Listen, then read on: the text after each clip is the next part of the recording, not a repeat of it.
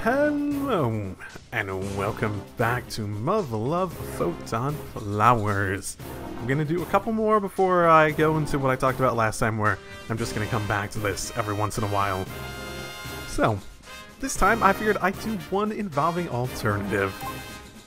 I was sold that Confessions and Atonement were the longer ones out of these, so I figured I'd do one of the other ones for this. And I looked at these briefly, and Chicken Divers seemed quite interesting. Unique spin-off that offers a brief glimpse into one of the most prestigious TSF units there is, the Orbital Divers. In a dark Coptic hive among the earth, one man attempts to make peace with himself as he awaits re-entry, knowing full well it may be the last opportunity he gets. So, that seemed pretty interesting. A lot of these came out like 2010, 2008. This seemed pretty interesting. And I do think this is just a generally good idea for how they went about adding stuff to it, where it's like short stories and such. I think there's a limit to that, obviously, but... And from my understanding, the company that made Muv-Luv hasn't really like made anything else, which is also a problem, but... I do think that this is a nice way to just add on to something that's established.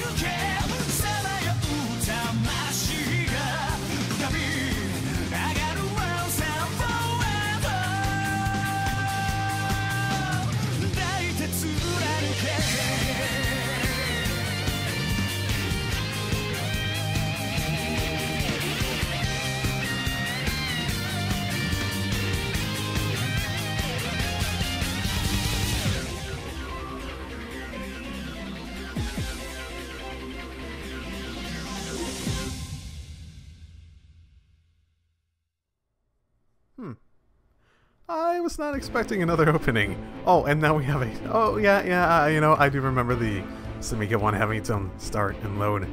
Now, let's just continue from here. English, of course. Here in the Orbital Diver Cores, we have a name for veterans who come back for a third drop. We call them Chicken Divers. Why? Altitude 500 kilometers, low Earth orbit.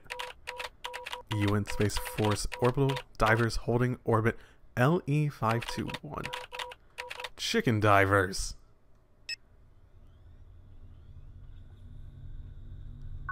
Okay.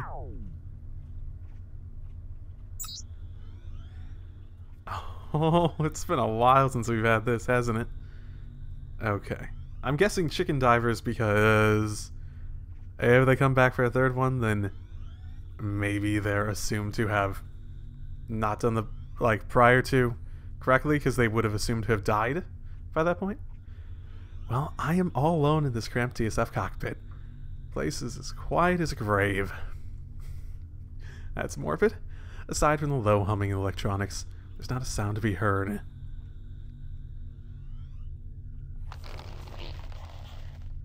My gloves are sodden with cold sweat. I wonder how many times I've shifted my grip on the control stick by now. 500 kilometers up in the air, flying in low Earth orbit.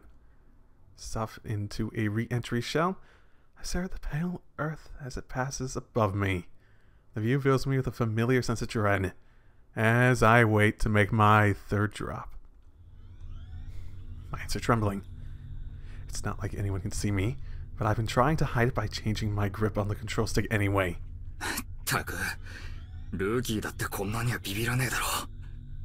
Aquila? Words of self-mockery slipped out unconsciously. I am a mess. A veteran in name only. Oh, is that me? Aquila 1. At any rate. Thinking someone's hot shit just because they made it to the third drop couldn't be more wrong.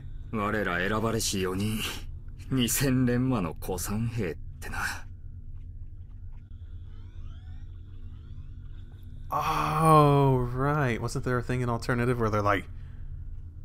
I think like almost everyone they train TSF pilots drops or not. Like typically they didn't get past like the second or third fight. Most people died really early. Best case scenario. Orbital divers have a survival rate of around 20%. What a profession. For every 100 new divers, about 8 die during their first drop. 16 bite the dust during their second. Nobody makes it through the third.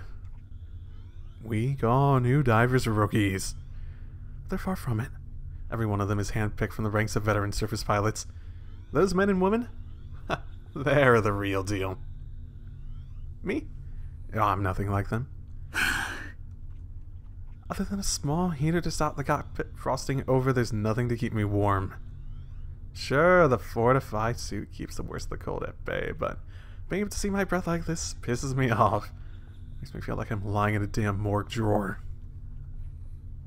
It does not help that the reentry shell has a rather ominous nickname. The Flying Coffin. The reentry destroyers that carry us used to be called flying bricks compared to coffins that can only fly in one direction, though they may have had all the grace of a swan. A falling coffin, dropping down towards hell on earth. And beneath the heavy metal cloud, a lonely hive awaits. Reentry, cremation, crash landing, burial, or a funeral pyre courtesy of the laser class. Not much point in picking my poison. Any of those options would render my corpse completely unidentifiable. Yeah, I'd need a mop, not a body bag.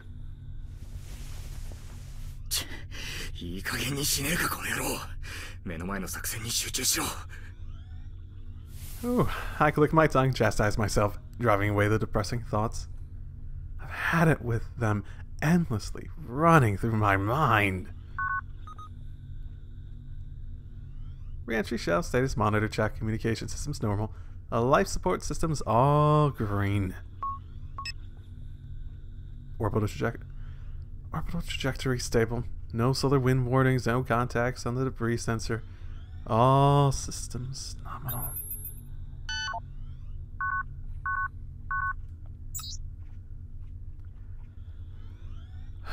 This must be like the 100th time I've run a system check. All I can do to keep my sanity. Turning on a TSF's main engine without oxygen only wastes oxidizer. The destroyer provides just enough power for the bare essentials, communication and life support systems.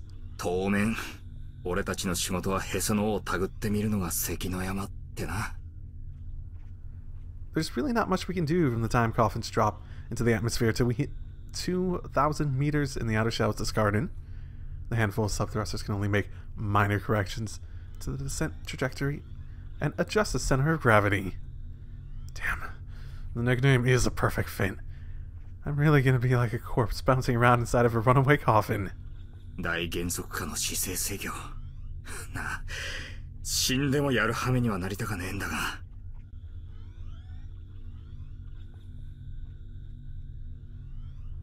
Maybe they're called chicken divers because they're like maybe they're like a chicken with its head cut off, like already dead but still going around, like flopping around and doing something still. That actually might make sense based on this. Should the heavy metal cloud density over the target drop below the UN Space Force's minimum acceptable level, I'll have no choice but to execute a Dutch roll once the lasers start blasting.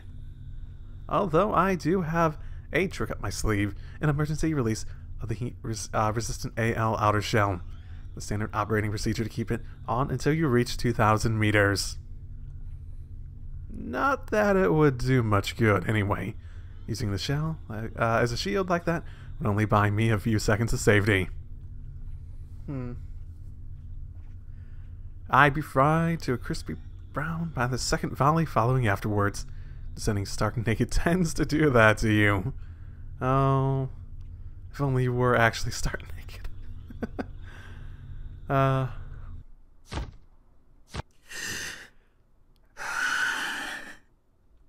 cold sweat breaks out all over my body as an image from the past flashes through my mind. I slowly wipe the sweat from my brow with the back of my glove. My mouth dries up, so I sip some water from the supply pack.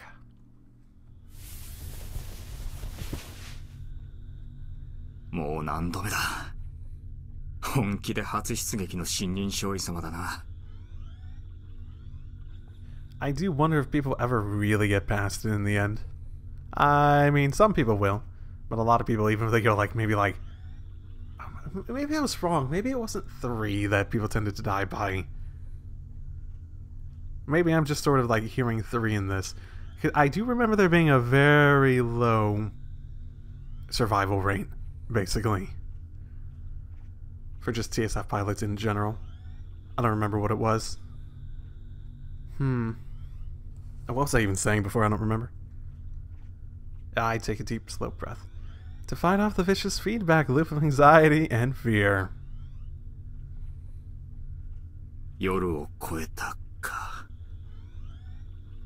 One of the secondary monitors bathes the cockpit in pale blue light, reflecting my corpse-like visage on an auxiliary console.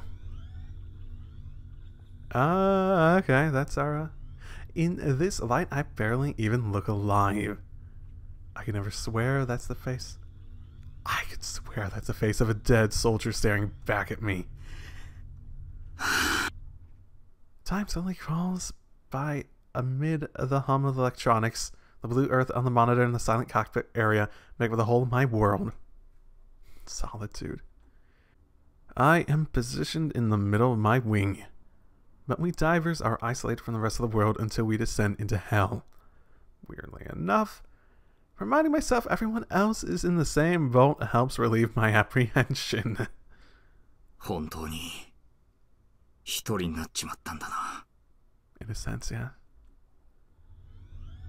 Overhead, Eurasia slowly drifts by.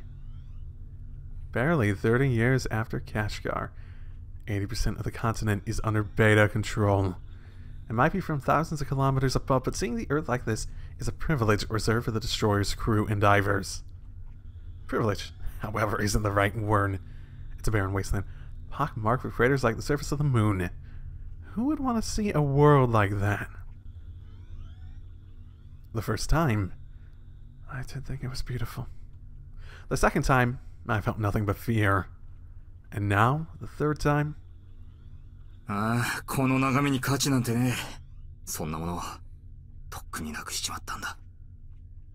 despite that, even if certain death awaits, even though fear consumes us, there's no doubt that this is a land that gives us chickens, the courage and determination to volunteer for a third drop. Oh, so this is volunteering. Neat. I suppose they...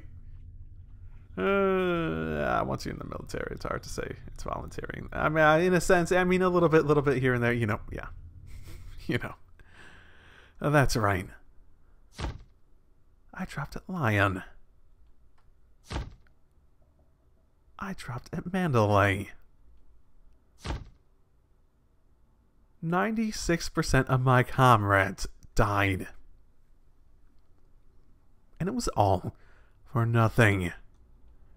We veterans survived by turning our backs on the hive and fleeing like cowards. Never again. I hadn't noticed, but my grip is tightened around the control stick. The fear is starting to subside.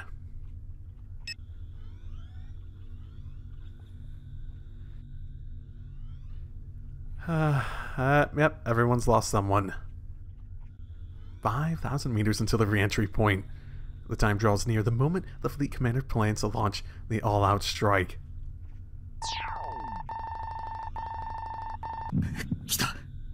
Now, is it a go or no go? The bomber fleet already dumped its payload. It's a go. It has to be. We're jumping for sure. I wet my lips. With fleeting glances, I eye the dimly lit council on the side.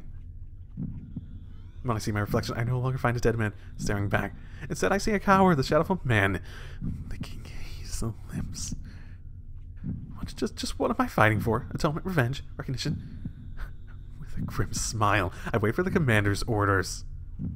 Shokun, Operation Sadogashima wa junchou ni suii shite iru. 前艦所定通りの再突入に備えよう。第2から第4までの戦隊は Sadogashima. Oh, is this the one that retakes the land enough to like build the base Takaru was at? I think it might be. Oh my goodness, it's been years. So forgive me if I'm not remembering things correctly. I might be wrong. Maybe. Showtime. My grim smile widens into a broad smirk. Overhead we pass the Caribbean Sea. The homeland of those Yankee bastards who sent us to our deaths comes into view. It's a pity those arrogant assholes get to live there, but it's one of the few places on Earth that remains pristine. A shining city on a hill we must preserve. My mind snaps into orbital diver mode. The mission is the only thing that matters.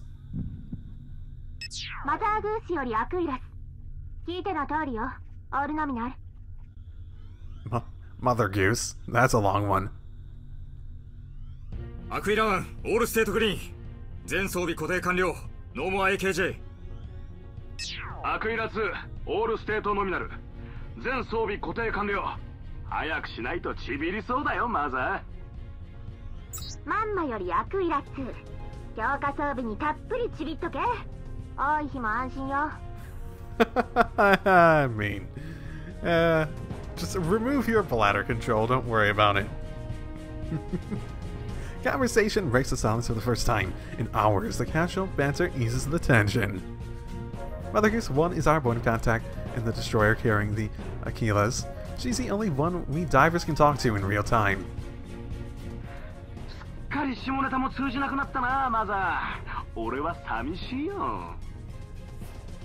Screwing around like this is the only entertainment we've got left. Even Mother Goose doesn't have much to do other than checking our status.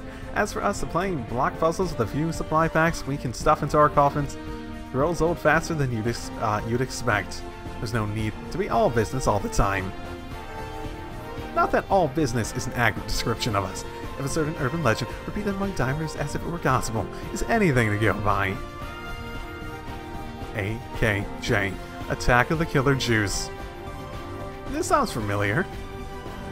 There's a story, all divers worth their salt know, about a guy who supposedly died from a loss of flight control after a carton of orange juice stuck under his seat ruptured during deceleration and caused a short, pretty morbid stuff, but also, you know, pretty funny. Oh, yep, funny, but like, you laugh and you're like, I don't really feel like I should laugh at that. You know. Wasn't there something about juice? I wonder if that's connected to the juice thing I remember from Alternative. It sounds ridiculous at first glance, but it's actually pretty plausible.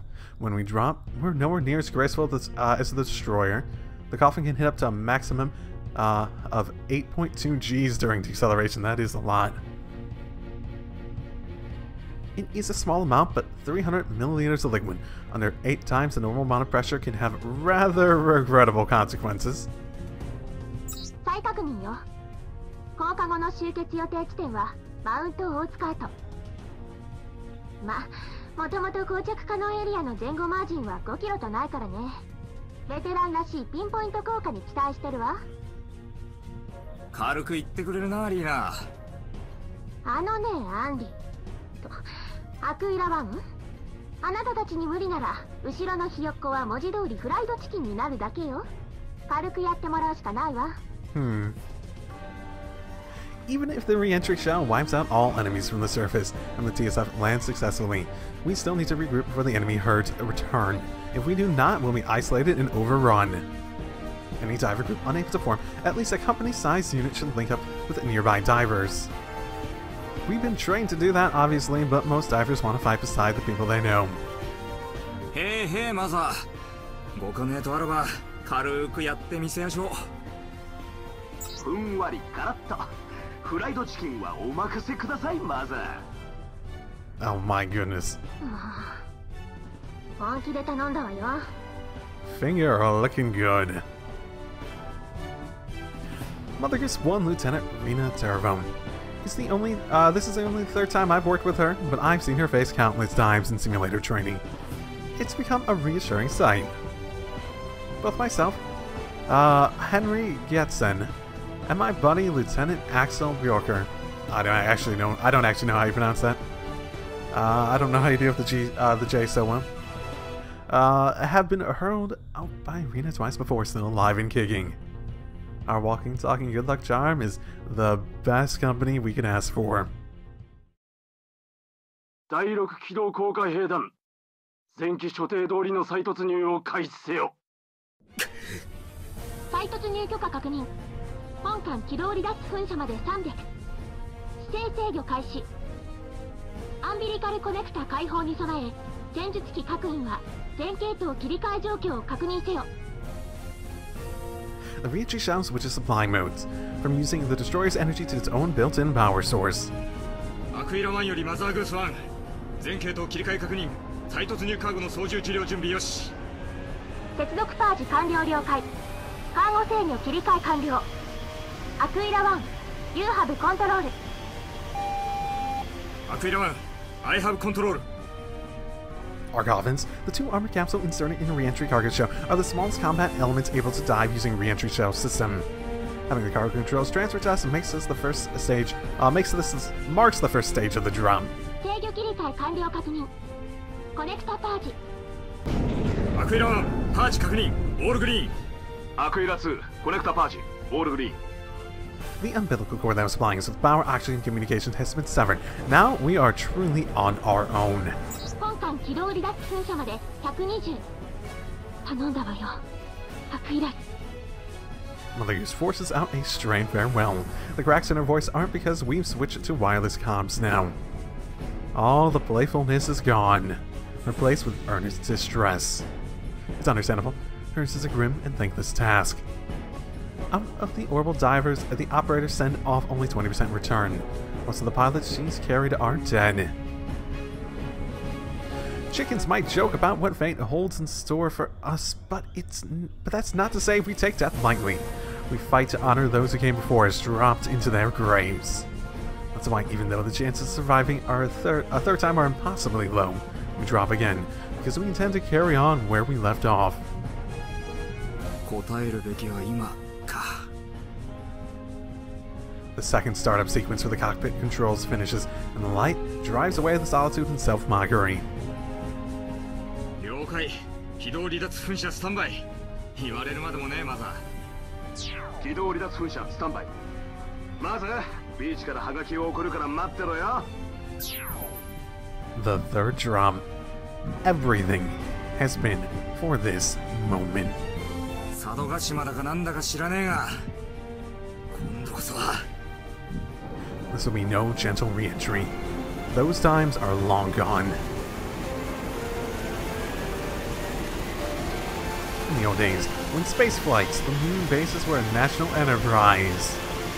Safety during re-entry was one of the primary concerns. Oh, that engine's loud.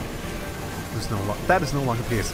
A 99.9999% survivability rate is a pipe dream. Re-entry shells only have a functional reliability of 91%. For every 100 divers, 9 won't even make it to the ground. Acceptable odds for the forces fighting the Beta. Not like anybody's complaining, since an attack spearheaded by divers is much more efficient than a pure land assault. Altitudes 120 kilometers, our beloved atmosphere starts to caress the outer shell. At last, it is game time. The hour of our descent into Gehenna is here. Whether we'll ascend into heaven again is a question for another time. There's no further communication from Mother Goose. The time for talking is way past. With merciless punctuality, the electrical system from the orbital control system releases the final bolt connecting us to the destroyer.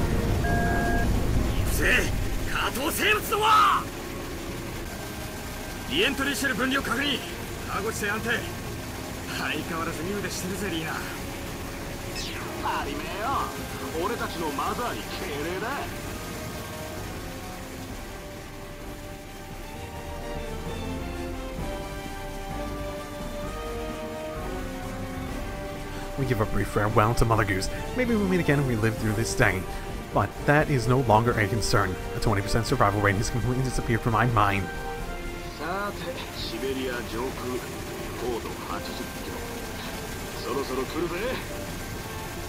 Akiletsu is wearing a smile on his face, but it's clear he is on edge. This is what a real chicken must feel moments before becoming part of the menu. Oh, is that the concept then? Eurasia extends beneath us, a necropolis of towering hives, putting us in the effective range of any heavy laser class nearby, however.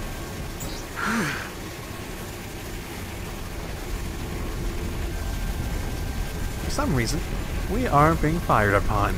Experience from previous operation tells us what to expect, but being so exposed to it gives me the shakes. I've never understood why they don't attack us. We're well within their range. But besides fire from the target hive, there's no lasers incoming.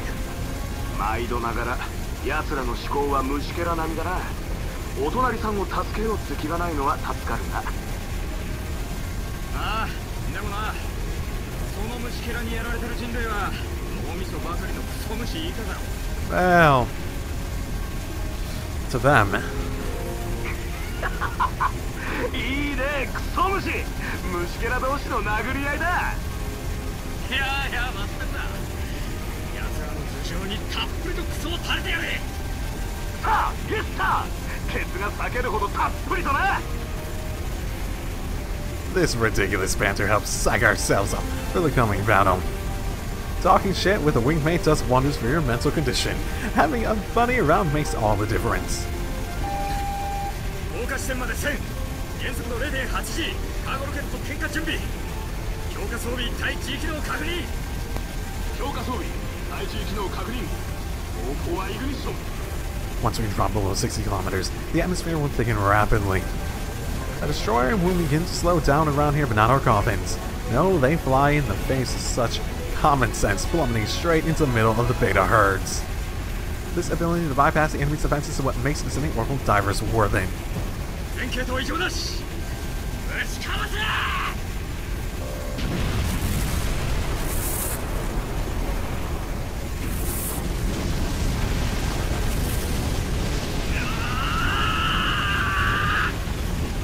Igniting Paragas negates the acceleration from atmosphere contact. The massive impact from forcing our way through rattles my skull. We're hurling through the atmosphere, heading for the high on the express elevator to hell.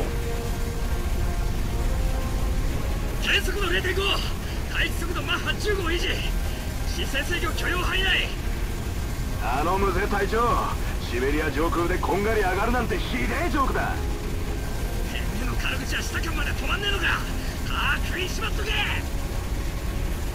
The force's deceleration decreases, and now it feels like my ass is floating again, even though our backs face the earth to better withstand the deceleration. The image projected from the retinal camera shows what is in front of us. Oh, that's gotta be disorientating. Seeing what's in front of you, but feeling like you're going the other way? Dropping towards the planet at terminal velocity makes all rookie divers piss themselves. Some even faint from the sheer terror of it. Of course, a fortified suit automatically gives the newbies a shock to wake them up, and they're forced to face their fear head on again. Yay. Due to the strange acceleration puts on the heart, simulants are prohibited. taking sedatives which dull the reflexes would be unthinkable. An orbital diver must be willing in both body and mind to finish the journey with their own strength. One can grow used to this by the third time. Aquila 2's jokes are proof enough. However, the real danger is from what comes next. Because fear is only psychological. At this stage, 9 out of 100 coffins would malfunction and disintegrate in midair. Good thing death happens in an instant, so there's no need to dread the Reaper coming. And the rest of us, though, won't be so lucky. The velocity is attempts to protect us from the hives below, but this is nothing compared to the mere horror of the 8.2 G of deceleration waiting for us at the end of the drop.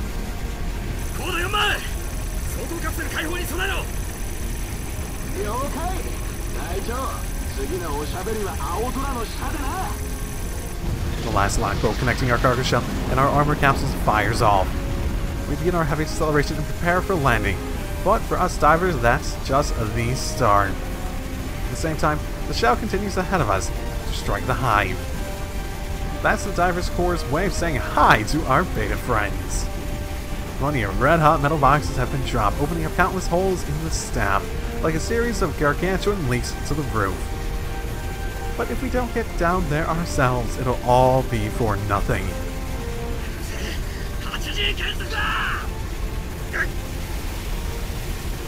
My eyeballs sink into my skull. Even my vision grows dim. My body's forced back into the seat. I can't even move a single finger. It doesn't matter. I must keep my grip on the control stick at all costs. If getting by laser is the only option, left is forcing the capsule into a Dutch roll. Back when I was on standby, just thinking of doing that again made me break out in cold sweat. That's the only way of shifting the center of gravity without propellant. You have to fly by the seat of your pants, riding the flames like surfing at the top of a meteor. That's the last thing I want. At that point, I have no choice. Well, that's why I can't let myself faint. Stay conscious just in case. I won't back out, no matter the pain. There, the hive. Just smash the hole wide open in those monsters' head until we pay them back for every single man, woman, and child who's died in Eurasia.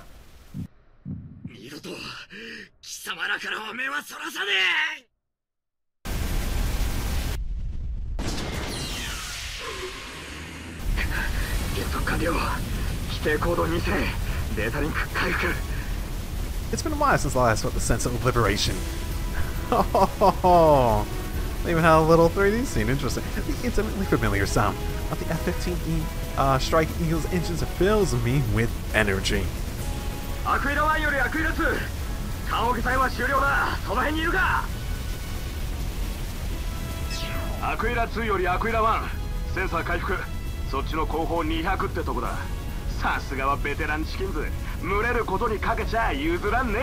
Excellent. Okay, good.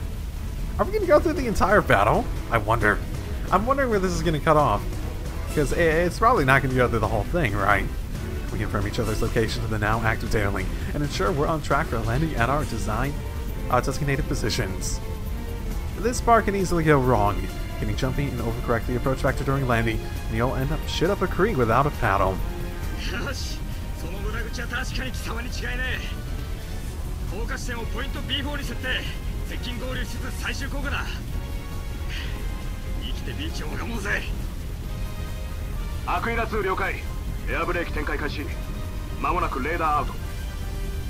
I complete the final alignment of my wingman in 10 seconds between the opening of the outer shell and our entry into the heavy metal cloud.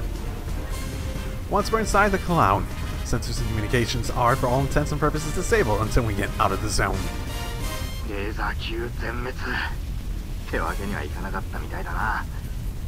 CSFs aren't meant to fly at supersonic speeds unless you quickly decelerate to an airspeed where the machine can maneuver again.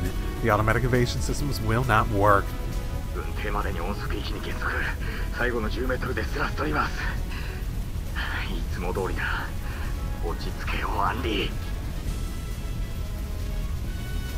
The drop's final minute.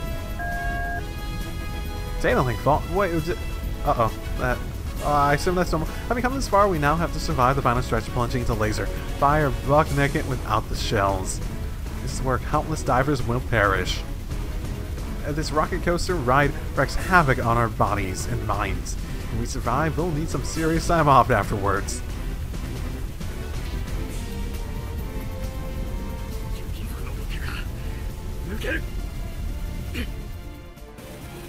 Metal particles cover the whole sky. Dim light filters through the sun, piercing the thunderheads of the storm. The preceding orbital bombardment riddled the ground with craters, making it resemble the surface of the moon. A monument looms, shining and dull and black. It's a familiar sight by now, that massive towering structure. The Hive. A symbol of Beta domination, a landmark that stands for humanity's defeat. A colossal gravestone for countless divers, one that stands in mockery of our efforts. Almost as if taunting us chickens who fled before. Data link recovered. Battlefield intel confirmed. Allied markers.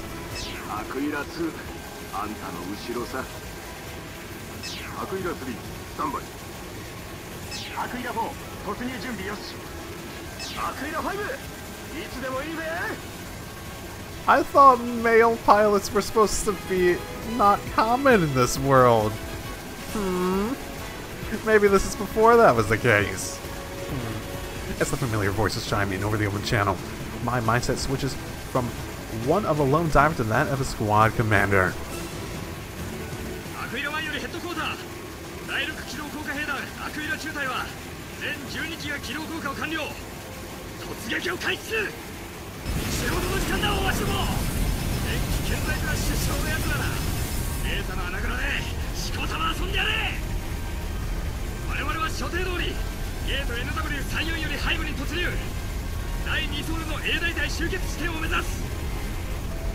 We are only the tip of the spear. Many have paid the price of blunt to get us here. Divers, pilots, sailors, etc. This is where we pay them back. This is where we show that the sacrifices are worth it.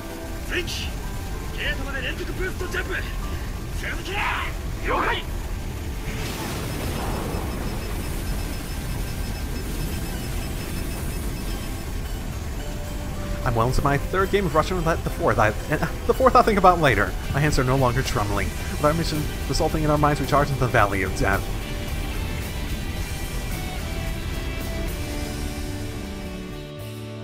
Okay, yeah. That's about where I figured it would end. We even have credits and a song, and well, I guess maybe just one credit at this point, technically. Okay, there we are. But that was really interesting. It was a very interesting snapshot, because we don't really get that very...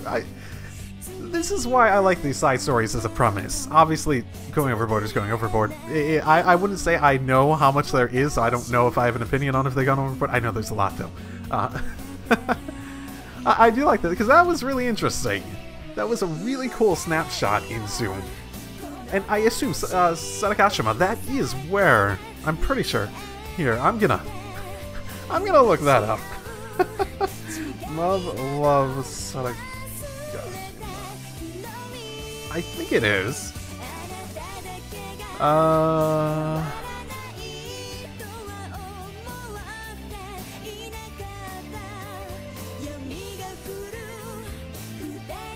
I do believe it was.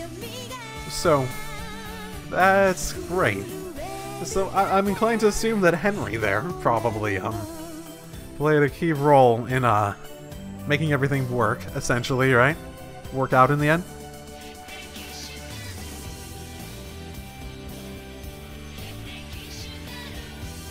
Yeah.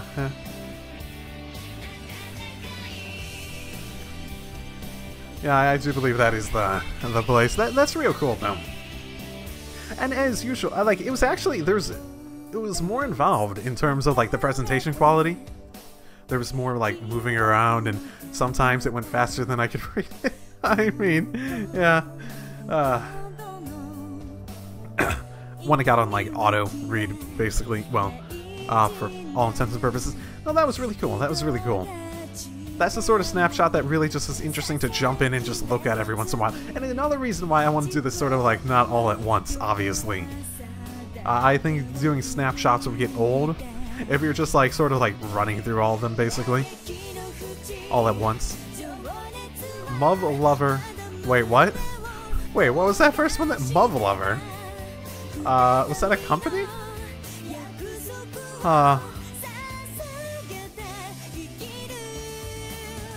Okay.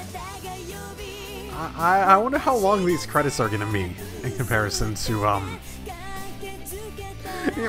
the actual little snapshot there. I can't imagine they like made this song or licensed this song just for this. It's probably everything involved in that alternative chronicles. So I assume Photonflowers and I think Photon Melodies are essentially just like they're groups of things that were released previously, I presume, and it sounds like that based on the release dates and stuff like that. I don't think the Samiko one had a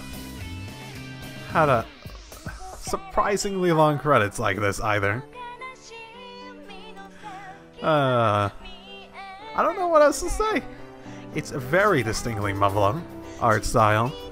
Presentation-wise, it was a little better. Story-wise, it's an interesting snapshot. I already said that. Gameplay-wise, okay. I was pretty disappointed in the gameplay, honestly. I don't know. I'm just saying, it just didn't seem like it was very engaging.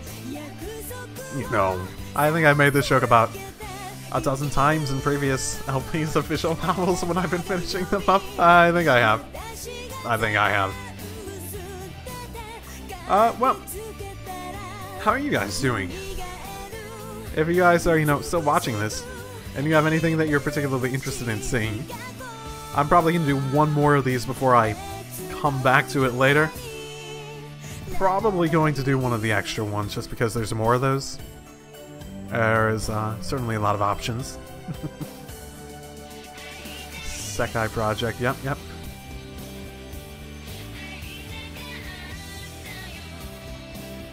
Fourth class. Okay. Oh, don't give us all the backers. Okay, thank you. Don't give us all the backers. No, don't. I don't even remember if they did that in the original. I think they might not have. I feel like I would have like pointed out where I might have showed up. I wouldn't have showed up as Echo 6 at the very least. I don't think I did anything under that name, username, or whatever. But and there's more. Okay. Saba. Oh, need to reinitialize me in here. そうとしか考えられない。奴らは掘りながら進んでいるんだ。交代しろ。交代し。背部に先行突入した全部隊との交信途絶。作戦はテストプラン B へ移行。繰り返す。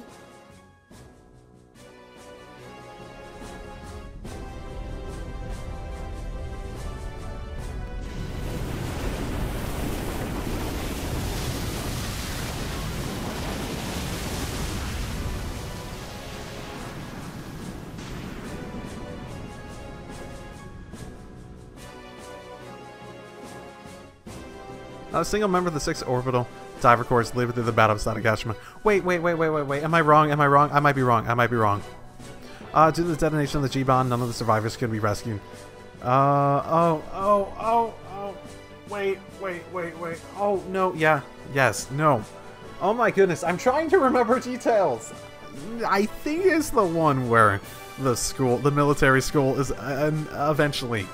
Well, fuck, they might even say... due to the detonation of the G-Bomb, none of the survivors could be rescued. The orbital drop holds the record for the worst results in history. 0 returnees. Ha ha ha. The Aquilas would not die before time. Right, because it's the G-Bomb, which means that they used it... They used it at Satagashima, and that was like a whole... Oh, what was the effect of the G... I remember the G-Bomb having like a weird secondary... Oh, there's so many details I don't remember. Oh my goodness, it's literally been years. Oh, and I wish I remember them now. Okay. That has been a Muv-Luv Photonflowers, Alternative Chronicles, Chicken Divers. I'm not putting that all in the title. Yeah, if you're interested in a specific one next time, I found this very enjoyable. It's nice, short. It's just sort of a really interesting snapshot. It doesn't actually wear out its welcome, and that's really interesting. That they're as short as they are, and I think that's good. I actually do sort of like the length of each individual one. I think that's very nice. So, see you all next time. Drive safely, everyone.